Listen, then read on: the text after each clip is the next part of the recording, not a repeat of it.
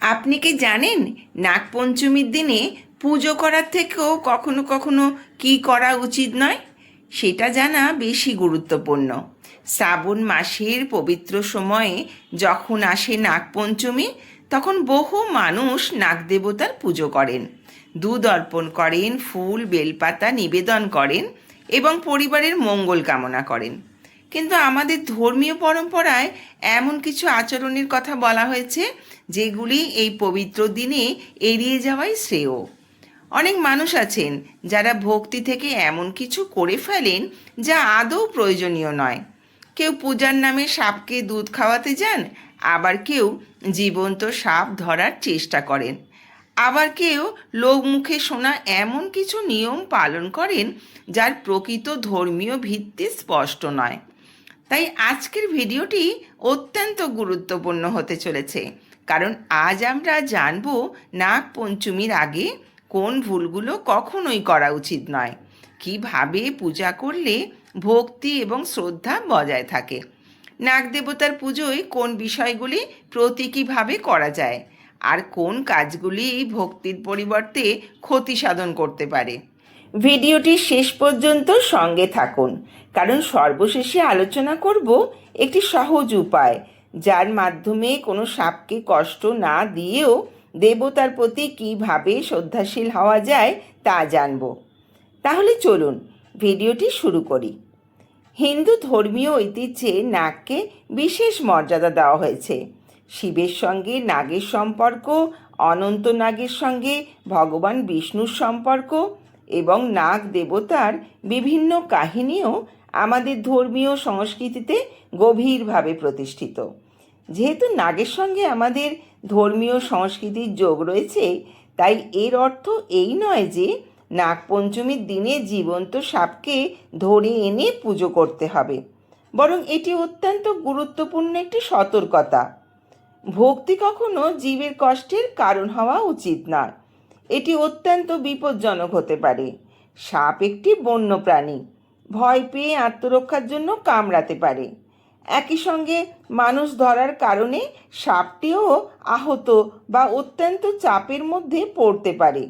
তাই মনে রাখবেন, দেবতার প্রতি শ্রদ্ধাশীল হওয়া মানে জীবন্ত সাপকে স্পর্শ করতে হবে এমন নয়, বরং প্রতীকীভাবে নাগ দেবতার পুজো করতে পারেন মাটির তৈরি নাগ মূর্তি ব্যবহার করে, অথবা মন্দিরে গিয়েও পুজো দিয়ে আসতে পারেন। নাগপঞ্চমীর দিন দুধ অর্পণের প্রচলন রয়েছে। ধর্মীয় আচার আর বন্যপ্রাণীর স্বাভাবিক খাদ্যাভ্যাস দুটো এক বিষয় নয়। অনেকে বিশ্বাস করেন নাগপঞ্চমীর দিনে সাপকে সরাসরি দুধ খাওয়ানো অত্যন্ত পুণ্যের কাজ, কিন্তু বাস্তবে সাপ স্তন্যপায়ী প্রাণী নয় এবং দুধ তার স্বাভাবিক খাদ্য নয়। তাই জোর করে দুধ খাওয়ানো উচিত নয়। যদি দুধ অর্পণের পারিবারিক বা আঞ্চলিক ধর্মীয় রীতি পালন করতে হয়, তবে সেটি প্রতীকীভাবে নাগদেবতার মূর্তিতে বা শিবলিঙ্গে অর্পণ করতে পারবেন। এতে ভক্তিও প্রকাশ হবে এবং জীবন্ত প্রাণীর ক্ষতির ঝুঁকিও থাকবে না। ঈশ্বরের প্রতি ভক্তি প্রকাশ করতে গিয়ে ঈশ্বরের সৃষ্ট কোনো জীবকে কষ্ট দেওয়া কখনোই উদ্দেশ্য হতে পারে না। আমাদের ধর্মীয় সংস্কৃতিতে পুজোর বাহ্যিক আচার যতটা গুরুত্বপূর্ণ, তার সঙ্গে জড়িত মনোভাবও ততটা গুরুত্বপূর্ণ। তাই পুজোর দিন শ্রদ্ধা, সংযম এবং প্রকৃতির সঙ্গে সম্পর্কটা মধুর রাখুন। অকারণে ঝগড়া, রাগারাগি, কটু কথা বলা, অপমান করা থেকে বিরত থাকুন। বন্ধুরা, ধর্মীয় বিশ্বাসের ক্ষেত্রে স্থানীয় পরম্পরা ও শাস্ত্রীয় বিধানের মধ্যে পার্থক্য থাকা স্বাভাবিক। আমরা কিছু লোকাচারকে সার্বজনীন ধর্মীয় নিয়ম হিসেবে ধরে নিই, যেমন এই দিন এই কাজ না করলে বিপদ হবে, এই জিনিস না করলে দেবতা রুষ্ট হবেন। এই ধরনের কথাকে যাচাই না করে ভয় পাওয়া উচিত নয়। তাই কোনো আচার পালন করার আগে পারিবারিক প্রচলিত রীতি, স্থানীয় পুরোহিত বা ধর্মীয় পরামর্শ নেওয়া ভালো। ভয়ের উপর দাঁড়িয়ে অস্থির হয়ে কোনো নিয়ম পালনের তুলনায় জ্ঞান ও শ্রদ্ধার উপরে দাঁড়ানো ভক্তি এবং মানুষকে শান্ত করে। মনে রাখবেন, নাগপঞ্চমীর দিন কোনো সাপ আপনার বাড়িতে আশেপাশে দেখা যায়, তাকে ধরে পুজো করার চেষ্টা করবেন না। তাকে লাঠি দিয়ে আঘাত করবেন না বা ঘিরেও ধরবেন না। ছবি তোলারও চেষ্টা করবেন না, বরং নিরাপদ দূরত্ব বজায় রাখুন। প্রয়োজনে প্রশিক্ষিত বনকর্মীর সাহায্য নিন। এটাই প্রকৃত শ্রদ্ধা।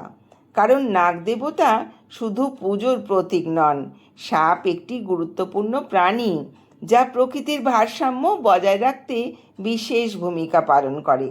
অনেকেই মনে করেন নাগপঞ্চমীর পূজা করতে অনেক সামগ্রীর প্রয়োজন, কিন্তু বিষয়টি হলো শ্রদ্ধা এবং আন্তরিকতার। আপনার যদি বিশাল আয়োজনের সামর্থ্য না থাকে, তবে সরলভাবে পূজা করুন।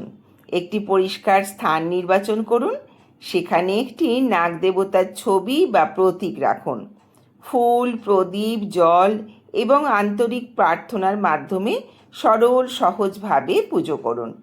ঈশ্বরের কাছে বাহ্যিক জাঁকজমকের চেয়ে ভক্তির মনোভাব বেশি গুরুত্বপূর্ণ। বর্তমানে যে কোনো কিছু সোশ্যাল মিডিয়ায় দেখানোর এক হিড়িক পড়ে গেছে। অন্যের পূজাকে দেখে নিজের পুজোকে ছোট মনে করে। বিশাল সাজসজ্জা, অনেক ফুল, বড় আয়োজন, বিশেষ অনুষ্ঠান এসব দেখে নিজের সামর্থ্য অনুযায়ী করা পুজোকে ছোট মনে করবেন না। শুধু একটি প্রদীপ এবং ভক্তির মাধ্যমেও পুজো হতে পারে। পুজো আপনার আধ্যাত্মিকতার একটি অংশ, কোনো তুলনার বিষয় নয়, প্রতিযোগিতাও নয়, বরং শ্রদ্ধার। আসুন জেনে নিই নাগপঞ্চমীর দিন কীভাবে নিজেকে প্রস্তুত করবেন।